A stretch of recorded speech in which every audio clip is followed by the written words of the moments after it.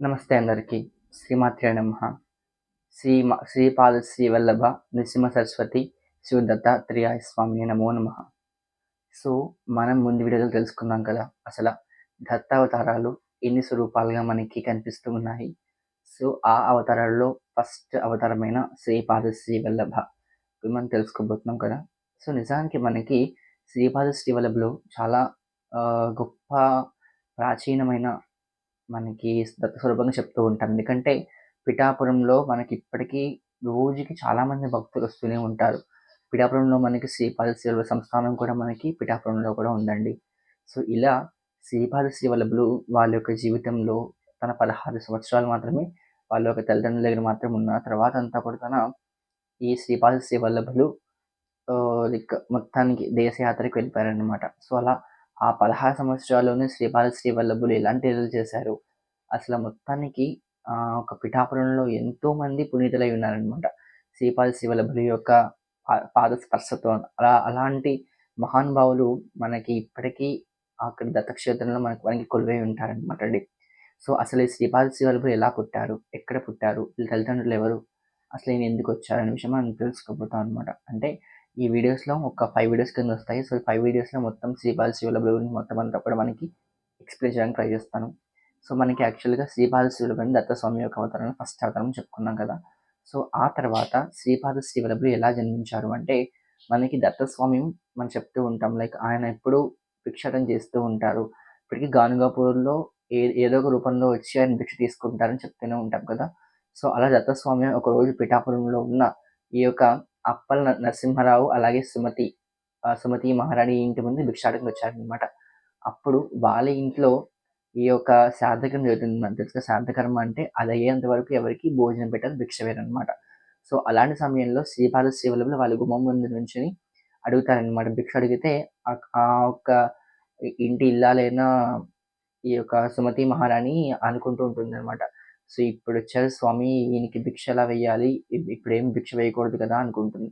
అదే ఆమె మనసులో ఇంకోటి అనిపిస్తుందనమాట. ఒకవేళ వచ్చిన దత్తస్వామి అయితే ఈ యొక్క పూర్వీకులందరూ కూడా తరిస్తారు కదా! అని జెప్పేసి మనసులో అనుకోని ఏదైతే అయిందని జెప్పేసి బయటకొచ్చి భిక్షాటన వేస్తుందనమాట. భిక్షాటన వేసేసరికి స్వామివారు ఆమె యొక్క భక్తికి అలాగే ఆమె యొక్క ఆలోచన విధానానికి ఈ మ మ మైమరిచిపోయి స్వామివారు నీకేం వరం కావాలో కోరుకో అంటారనమాట. అప్పుడు ఆమంటుంది "నువ్వు నన్ను అమ్మ అని పిలిచావు కదా!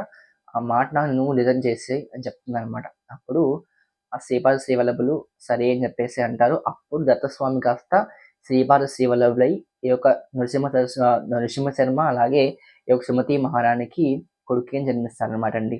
అంతకుముందు వాళ్ళకి ఇద్దరు కుమారులుంటారు. సో, ఆ ఇద్దరు కుమారులు కూడా ఎలా ఉంటారు అంటే ఒక్కొక్కళ్ళు పాపం చేతులు, కాళ్ళు పని చేయకుండా ఉంటారు. ఇంకొకళ్ళు డెఫ్ అండ్ మాట ఏం వినిపించదు.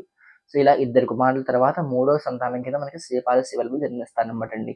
సో, ఆ తర్వాత శ్రీపాద శ్రీవల్లభులు ఒక కండిషన్ కూడా పెడతారనమాట. 16 సంవత్సరాల వరకు నేను మీ దగ్గర ఉంటాను. 16 సంవత్సరాల తర్వాత నేనైనా మీరు నాకేమైనా ఎదురు చెప్తే నా మాటకైనా ఎదురు చెప్తే నేను అక్కడి నుంచి వెళ్ళిపోతా అని చెప్పేసి చెప్తారనమాట. సో, అలా 16 సంవత్సరాలు వాళ్ళ తల్లిదండ్రుల దగ్గర శ్రీపాద శ్రీవల్లభులు ఉన్నారు. ఆ 16 సంవత్సరాలు కూడా ఈ యొక్క పిఠాపురం అంతా కూడా చాలా గొప్ప భక్తులతోనూ, అలాగే ఈ యొక్క మహిమలతో, లీలలతో ఎంతో ఆనందంగా మనకి పిఠాపురం అంతా కూడా కొనసాగిందనమాట అండి. సో, ఇలా శ్రీపాద శ్రీవల్లభులు ఎన్నో లీలలు చేశారు చిన్నప్పటి నుంచి. మనం ఆ లీలలన్నీ కూడా మనకొచ్చే సీరీస్‌లో మాట్లాడుకుంటూ వెళ్దామనమాట. నిజానికి నాకు తెలిసి చాలామంది నాకు లాస్ట్ వీడియోకి చాలా రెస్పాన్స్ వచ్చింది. నేను ఈ వీడియో ఇంట్రడక్షన్ ఆఫ్ శ్రీపాద శ్రీవల్లభులు చేసేప్పటికి నాకు లాస్ట్ వీడియోలో చాలా మంచి ఒక లైక్ చాలామంది ఇష్టపడ్డారని తెలిసింది. 1.1K రీచ్ అట్లా వెళ్ళింది వీడియో. సో, నేను చాలా హ్యాపీ దానికి. సో, మొత్తం ఈ వీడియో సీరీస్ అంతా కూడా ఇలాగే జరుగుతుందనమాట. శ్రీపాద శ్రీవల్లభులు తెలుసుకుంటూ ఉంటాం. దీంతో పాటు తర్వాత శ్రీపాద శ్రీవల్లభులు దత్తస్వామి యొక్క అవతారము, తర్వాత మనకి ఇందులో దత్తస్వామి ఇంకా ఏ అవతారాలు చేశారు, నృసింహ సరస్వతి అవతారము, ఆ తర్వాత మాణిక్య ప్రభువు, అక్కల్‌కోట్కర్ ఇలా సాయిబాబా, షిరిడి సాయిబాబా ఇలా మొత్తం ఆ యొక్క అవతారాలన్నీ కూడా మనం ఈ వీడియోలో తెలుసుకోబోతున్నాం అనమాట. ఇలా మనకి శ్రీపాద శ్రీవల్లభులు గురించి తెలుసుకుంటే నిజంగా మనకి చాలా అద్భుతంగా అనిపిస్తుంది. నేను మీకు లింక్ డిస్క్రిప్షన్‌లో ఇస్తాను. శ్రీపాద శ్రీవల్లభులు చరితామృతం అని చెప్పేసి మనకి యూట్యూబ్‌లో ఒక పెద్ద వాళ్ళు మొత్తం శ్రీపాద శ్రీవల్లభులు చరితామృతం అంతా కూడా ఎక్స్‌ప్లెయిన్ చేస్తారనమాట. సో, అవన్నీ కూడా మీకు లింక్ డిస్క్రిప్షన్‌లో ఇస్తాను. ఒకసారి మీరు అది కూడా చూడండి. అండ్ ఇట్లా శ్రీపాద శ్రీవల్లభుల గురించి ఏమైనా తెలుసు అసల ఈయన ఈ వంశం ఎందుకు జన్మించారు శ్రీపాద శ్రీవల్లభులు అంటే మనకి ఈ యొక్క శ్రీపాద శ్రీవల్లభుల యొక్క పూర్వీకులు ఏం చేస్తారు అంటే మనకి సవిత్రి కాటక చేయడం అని చెప్పేసి ఒక యాగం చేస్తారనమాట. ఆ యాగానికి ఫలితంగా శ్రీపాద శ్రీవల్లభులు ఈ ఇంటి జన్మిస్తారనమాట అండి. సో, ఇలా బాపనారిలు, శ్రీపాద శ్రీవల్లభుల యొక్క తాతగారు బాపనారిలనమాట. సో, బాపనారిలు ఇలా మొత్తం చాలా మంది కనెక్షన్స్ ఉంటాయనమాట. సో, ఆయన కొన్ని సంవత్సరాల తర్వాత వాళ్ళ అన్నదమ్ములిద్దరి యొక్క యోగాల్ని తీసేశారు. వాళ్ళని మామూలు మనుషుల్ని చేశారు. ఇలా ఎన్నో లీలలు చేశారు శ్రీపాద శ్రీవల్లభులు తన యొక్క పిఠాపురంలో. సో, నాకు తెలిసి మీకు వీడియో నచ్చే ఉంటుంది. నచ్చితే ఏం చేయాలో తెలుసు కదా! ఛానెల్ సబ్స్క్రైబ్ చేసి, లైక్ చేసి, షేర్ కూడా చేసేయండి. అండ్ మీ ఫ్రెండ్స్ అందరికి కూడా షేర్ చేయండి వీడియోని.